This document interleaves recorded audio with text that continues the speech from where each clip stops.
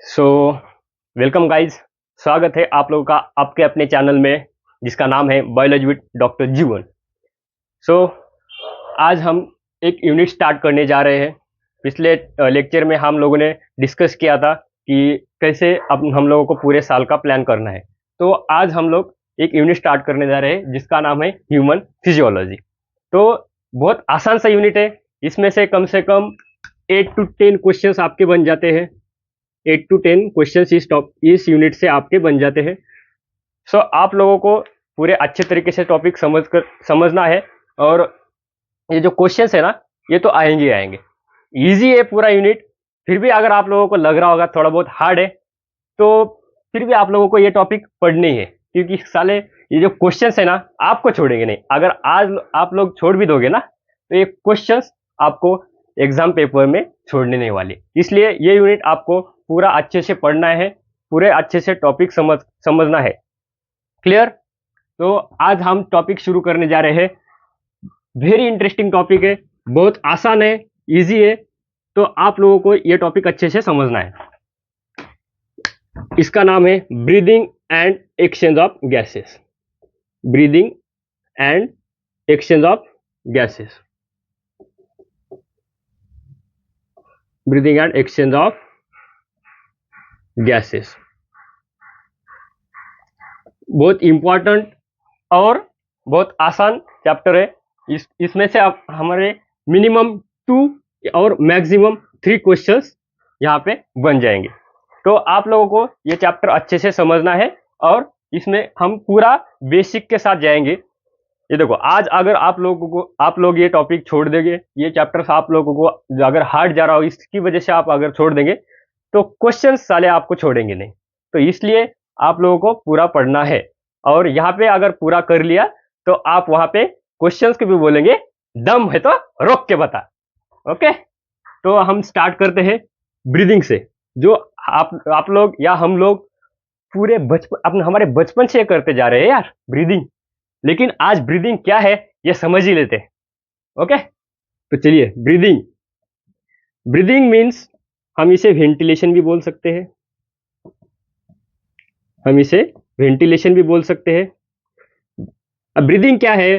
एक सिंपल चीज है, आसानी से आपको समझना है। खाली 2 वर्ड आपको याद रखना है यार। इसमें क्या है?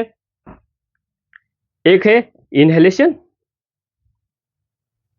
इनहेलेशन और एक्सहेलेशन। इनहेलेशन और एक्सहेलेशन। अब इनहेलेशन का मीनिंग क्या होता है? Intake of air. Simple, intake of air. और हम उसे इंस्पिरेशन भी बोल सकते हैं, इंस्पिरेशन। और एक्सहेलेशन को क्या बोलते हैं? हम बोल सकते हैं उसको exhale out of air. Out of air, exhale out of air. या हम उसको एक्सपिरेशन भी बोल सकते हैं।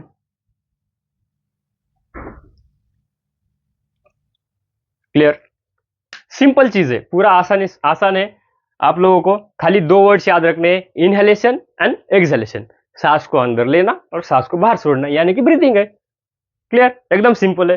खाली आपको ये वर्ड्स याद रखने हैं, इनहेलेशन एक्सहेलेशन। और उसको हम इंस्पिरेशन बोल सकते हैं, और एक्सहेलेशन को हम इनहेलेशन में इंस्पिरेशन और एक्सहेलेशन को हम एक्सपिरेशन बोल सकते हैं। और exhalation means exhale out of air and inspiration means intake of air. Clear? एकदम सिंपल वर्ड में मैंने आप लोगों को ये समझा के दिया है।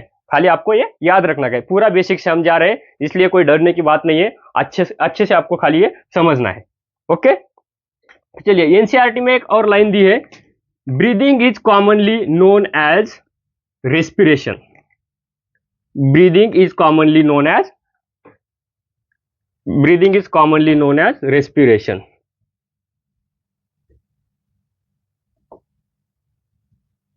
Breathing is commonly known as respiration। अभी हमारे एनसीईआरटी में क्लियर दिया हुआ है। एक्चुअल में रेस्पिरेशन का मीनिंग मैं आपको आगे बताऊंगा, लेकिन आपको ये लाइन याद रखना है, ये हमारे नीट के लिए इंपॉर्टेंट लाइन है, इस पे क्वेश्चंस बन सकते हैं। Okay, breathing is commonly known as respiration, ये आप लोगों को याद रखना है। क्लियर? अब हम लोग समझेंगे ब्रीदिंग या रेस्पिरेशन, इन दोनों में क्या डिफरेंस है, वो मैं एक शॉर्ट इसमें आपको बताने जा रहा हूं, आपको खाली समझना है। Breathing and respiration.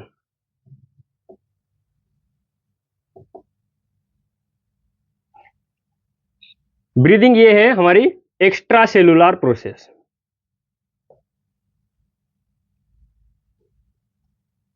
Extra cellular process. Respiration है intra cellular process, intra cellular process.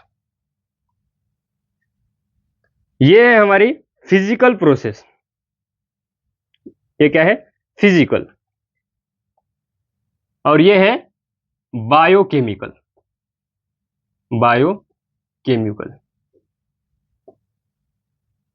ये ब्रीदिंग में एंजाइम्स नॉट यूज्ड,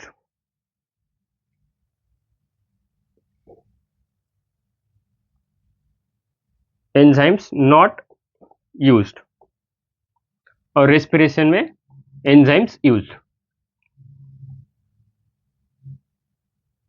एनसीईआरटी के हिसाब से हम लोगों ने देखा कि breathing is commonly known as respiration, but basic difference ये है कि ब्रीदिंग जो है हमारी, ये है एक्स्ट्रा सेलुलर प्रोसेस जिसमें एंजाइम्स यूज नहीं होते, और ये है फिजिकल प्रोसेस। लेकिन जो रेस्पिरेशन है ये इंट्रा सेलुलर प्रोसेस है, ये बायोकेमिकल प्रोसेस है, इसमें क्या होता है? एंजाइम्स यूज होते हैं। ओके, ये बेसिक डिफरेंस आपको क्लियर कर लेना है। अब हम लोग जो रेस्पिरेशन है उसके एक्चुअल डेफिनेशन देखते हैं, रेस्पिरेशन क्या है। बहुत आसान है, खाली आपको अच्छे से समझना है ध्यान देके। Respiration,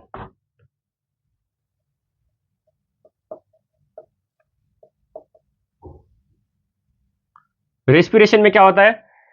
the utilisation of oxygen, the utilisation of oxygen for the breakdown of the compounds like glucose, fatty acids, amino acids to produce energy for performing the various activities. Okay, क्या हो रहा है इसमें? Utilisation, utilisation of oxygen, utilization of oxygen for breakdown of breakdown of for breakdown of compounds, for breakdown of compounds like glucose, amino acids, fatty acids, etc. to produce energy, to produce energy for performing various activities, various activities. This is the actual definition of respiration. अब इसमें हो रहा है, हमने discuss किए थे कि यहाँ पे क्या है? इंट्रा सेलुलर प्रोसेस है, ये कौन सी है? बायोकेमिकल प्रोसेस है जिसमें एंजाइम्स यूज होते हैं। Okay, clear? तो utilisation of oxygen, utilisation of oxygen for breakdown of compounds like glucose, amino acids, fatty acid etcetera to produce energy for performing various activities. Okay, अब यहाँ पे एक word आया है हम लोगों को, क्या वर्ड आया है? जिसमें है कि ब्रेक डाउन। क्या हो रहा है यहाँ पे? Break down. अब ये समझने के लिए हमें एक वर्ड है मेटाबॉलिज्म, ये समझना पड़ेगा। मेटाबॉलिज्म, अब मेटाबॉलिज्म यानी कि क्या है? Anabolism, anabolism plus catabolism, anabolism plus catabolism together called metabolism. ये हम लोगों को पहले समझना है। मेटाबॉलिज्म क्या है? Anabolism to anabolism plus catabolism together required metabolism. Okay. अब एनाबॉलिज्म का मीनिंग क्या है? सिंथेसिस होना, कोई भी चीज बनना, यानी कि एनाबॉलिज्म, या कोई भी चीज टूटना, उसे हम बोलते हैं this break down catabolism. Okay. तो अब यहां पे क्या हो रहा है? ब्रेक डाउन हो रहा है ना, तो ब्रेक डाउन हो रहा है मतलब ये रिएक्शन कौन सी होनी चाहिए? कैटाबॉलिक। ओके। तो ये रिएक्शन क्या है? कौन सी रिएक्शन हो रही है यहाँ पे रेस्पिरेशन के टाइम पे? वो है कैटाबॉलिक रिएक्शन। इसमें क्या हो रहा है? ऑक्सीजन का यूज होके कुछ कंपाउंड्स का ब्रेक डाउन हो रहा है एनर्जी प्रोड्यूस करने के लिए। सिंपल है। ओके। और ये प्रोसेस के टाइम पे क्या हो रहा है? Release of carbon dioxide, release of carbon dioxide which is कैसा है? हमारे बॉडी के लिए हार्मफुल है। क्लियर? यहां तक तो हम लोगों ने बेसिक चीजें यहां पे हमने पढ़ी अभी तक। अभी हम लोग चैप्टर्स में एक फर्स्ट सब टॉपिक दिया है, वो स्टार्ट करते हैं। Respiratory organs. क्या स्टार्ट करेंगे? Respiratory organs. इंपॉर्टेंट सब टॉपिक है ये, तो आप लोगों को ये देखना है। Respiratory organs.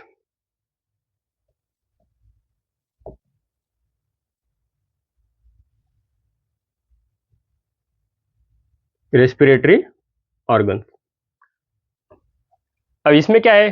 Depending upon the mechanism of breathing it very among the different animals or on the basis of their habitat and level of organization. Their habitat and level of organization.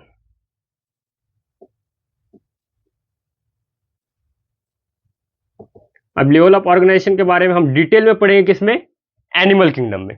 तो यहाँ पे कुछ basic चीजें हैं, आपको आसानी से समझ में आ जाएगी, तो उतना ही आपको ये इस चैप्टर में आप लोगों को याद रखना है, ये हम पढ़ेंगे तब।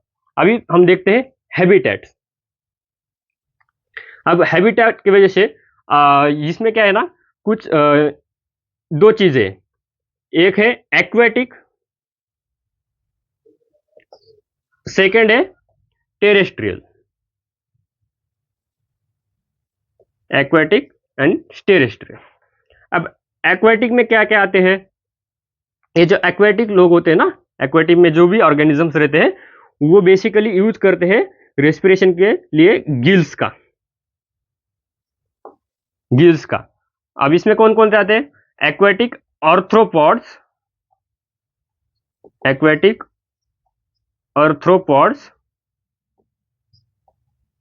And mollusc.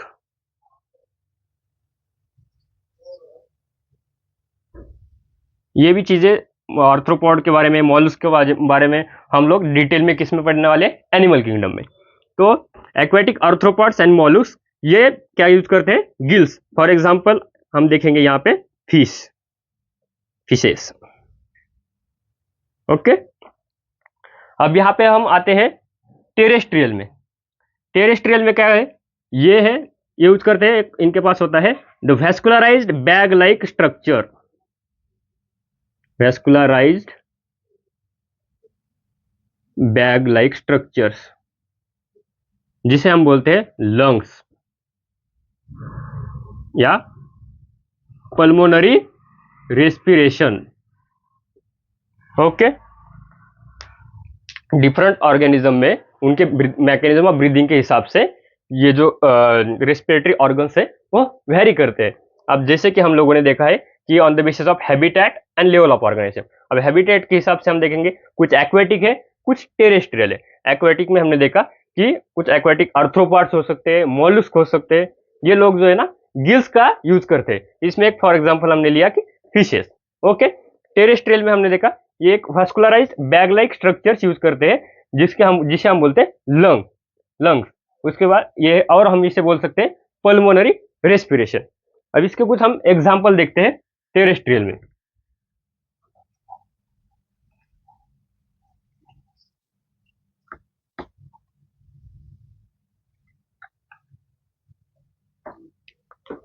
फर्स्ट है इसमें अर्थवर्म।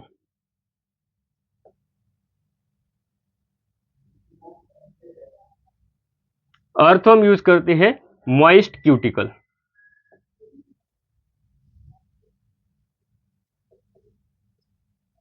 उसके बाद है इंसेक्ट्स।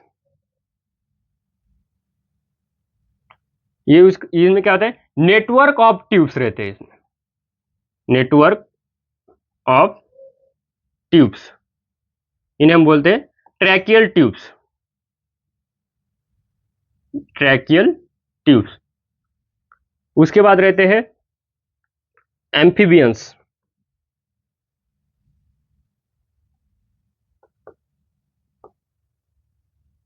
एम्फीबियंस, एम्फीबियंस, एम्फीबियंस में ये नॉर्मली इसमें कुछ है जो गिल्स का भी यूज करते हैं। उसके बाद इसमें कुछ लंग्स का भी यूज करते हैं। कुछ ऑर्गेनिजम्स है बक्को pharyngeal respiration, बक्को pharyngeal respiration. Example हमने देखे है कि जो फ्रॉग होते हैं ना, अभी भी टेरेस्ट्रियल प्लस एक्वाटिक दोनों में है। तो ये फ्रॉग है अमॉन्ग द वर्टिब्रेट्स।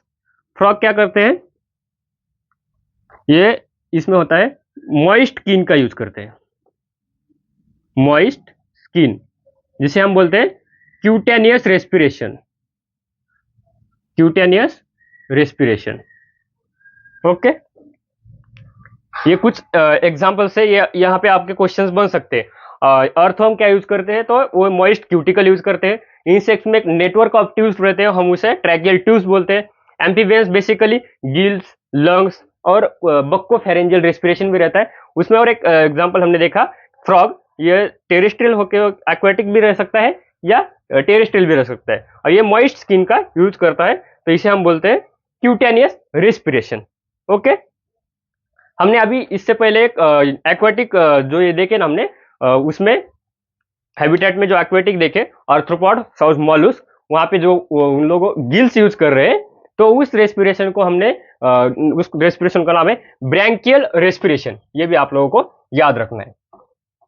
जो एक्वेटिक है उनको हम क्या बोलते हैं, ब्रैंकियल रेस्पिरेशन।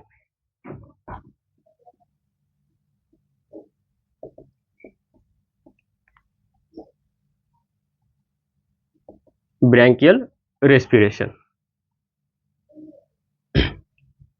ये आपको याद रखना है। अब एक पॉइंट और एनसीईआरटी में दिया है, कुछ इनवर्टिब्रेट्स से, इनवर्टिब्रेट्स, जो इनवर्टिब्रेट्स है, जैसे कि एग्जांपल हमने लिए कि स्पॉन्जेस, फ्लैटवर्म्स,